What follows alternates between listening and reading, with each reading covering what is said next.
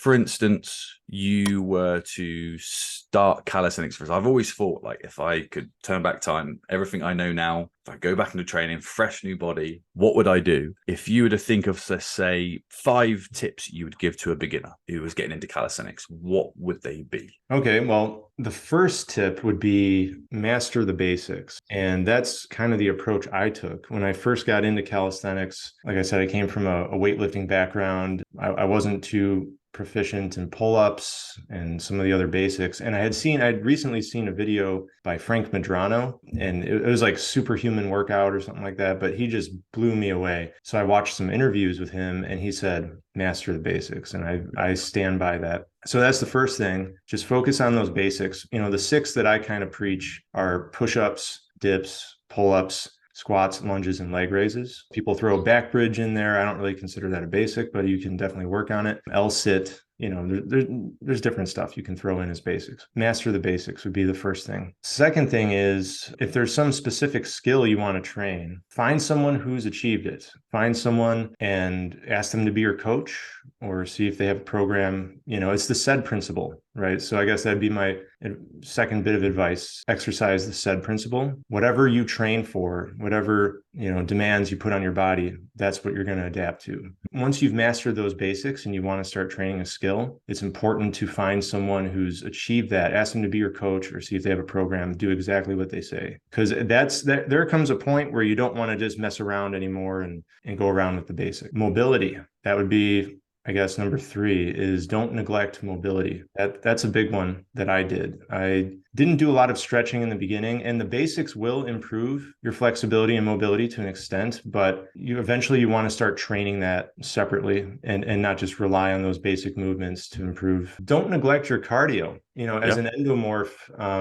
I'm a big eater, and I have found that I need to do my cardio. And there's people out there in the fitness world who say not to. They say just do your resistance training, do intermittent fasting and pay attention to your diet. But that doesn't really work for me. I have to, at least 3 or 4 times a week, I get out there for a jog or even just a walk, like a long walk. Do that for calorie burn, or do you do it as I want to work my heart as well and make sure that I'm not neglecting that, or is it just purely calories? Heart and lungs are heart and lungs are important. That's probably the main reason, but also it lends to me staying lean, because like I said, I can eat. And I don't want I typically train just 3 days a week, and I don't want my other 4 days to be too sedentary, especially in the winter when I'm not getting outside as much. So I always have a way. I have a bike in the basement. I have a stationary bike, but in the summer, like now, I get out there, I get lots of sun. I'm usually out there for a couple hours a day. Perfect. Yeah. Get some vitamin D as well. It's always good.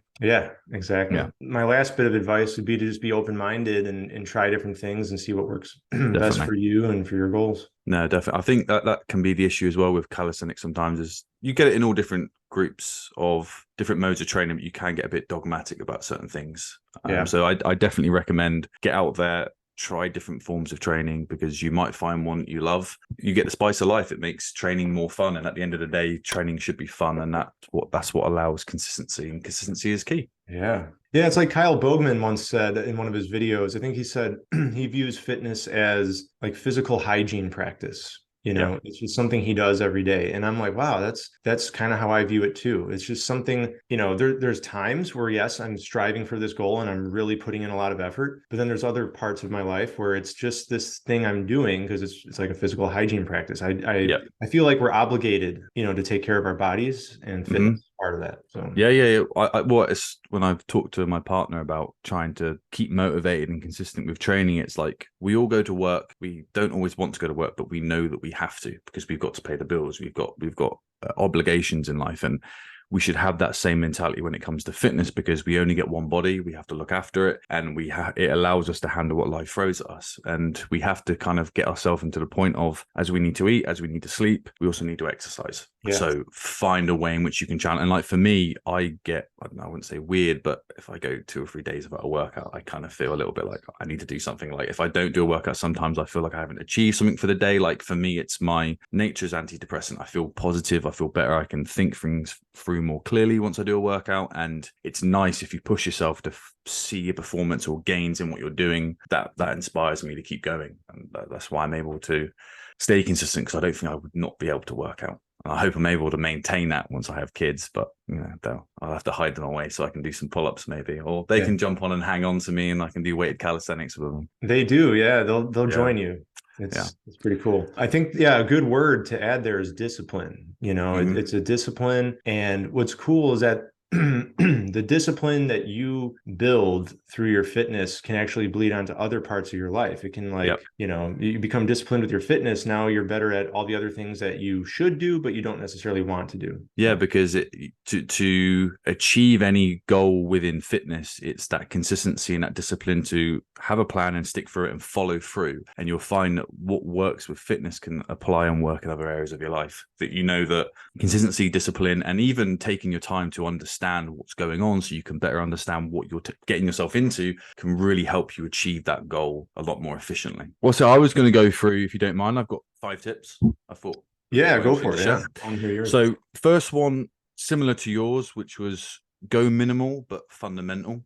So I'm more of a believer of minimalist style of training. I feel people, especially when they first start out as a beginner, they feel that they have to do lots and lots of different exercises, hit the body from lots of different angles to be able to get results. And I think from a minimal standpoint, you can always add if you need to. So, something like if you're a beginner, an inverted row, push up, and maybe a squat or a lunge, I think is a fantastic place to start. You can change the angle of your body for the inverted row or the push up to find where that works well for you. And you're hitting your whole body and it's easier to learn. So if you're new, you've only got so much energy, focus, mental, physical energy to be able to learn exercises to get efficient with them. So if you've got less exercises to learn, it's far easier and faster to master them like that. And obviously if you're stronger or you can build to it, a pull up, a dip, and a step up or a pistol if you've got the mobility, or combine the two of them. And I think you've got a great workout there. Second one was training to failure. It's something I think people think they have to train to failure to get results, but I think there's more and more studies coming out now that you don't need to. And in some cases, it can hold back your training, specifically for strength training. But I think overall hypertrophy, I think it can harm it as well, because volume's a driver for hypertrophy. And I don't know if you've noticed this, but if you go to an all-out set and you smash it really, really hard, let's say you can do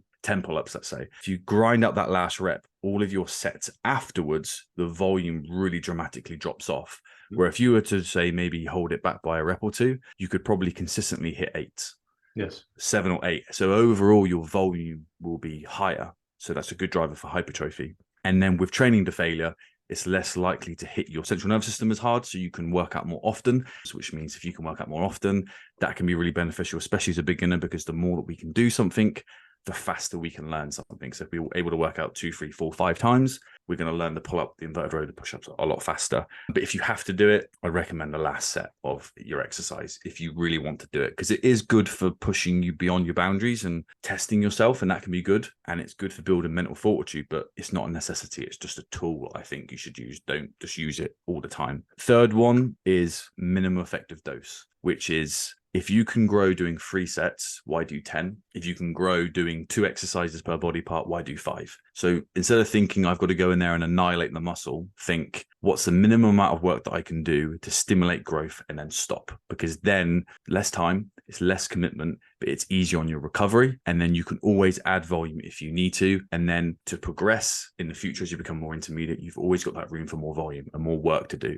Think of it as training smarter as opposed to just harder for the sake of it. And just think, if you were to do 1 set, you stimulate however much for growth. If you do 2 sets, you don't get double the stimulation, you don't get double the growth. You can only build so much muscle in a given time. If you're doing 3 sets and then you do 10, you start getting diminishing returns of every single set afterwards. You don't get 10 times the results from doing 10 sets compared to 1. So it's like you've got to balance that. So just find an area that if you're growing and you're responding and you're doing well, don't think about adding more for the sake of it. 4th one was learning about your recovery. So as a beginner, your work capacity and your ability to recover is not very good. So when we think about what's the best program, what's the best exercises, should we do high reps, should we do low rep? All of our focus is on stimulus, but not a lot of it is on recovery. So we know that we should sleep 7 to 9 hours. We know we should get adequate protein and all these different things, but we also have to take into account our rest times and how much volume we're doing and how much time between each workout. Because you might find if you do a a full body workout Monday, Wednesday, Friday. You might work out on the Monday and everything's good. You work out on a Tuesday and your performance might be hindered. You might not be able to do as much. Your volume might not be as good. And then Friday comes, maybe you're struggling to make progress. But when you come back to the Monday, you might find you can really work out well. So you could look at that and think, okay, maybe it might be better that instead of me doing one rest day in between sessions, maybe I should add in two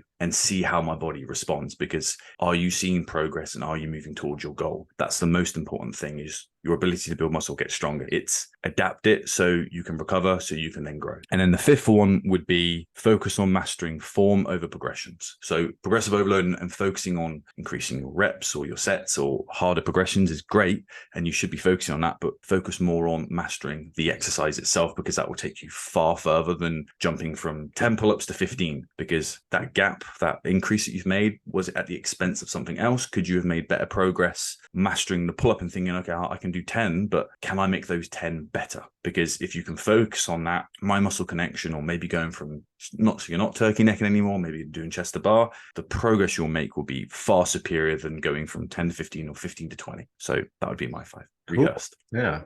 Yeah, those were good, and they were really specific, and some of them reminded me of ones I shared, like when you talked about mastering the basics, basically on the last one. Yeah, it's like, it's not just about numbers. It's about execution, really, first and foremost.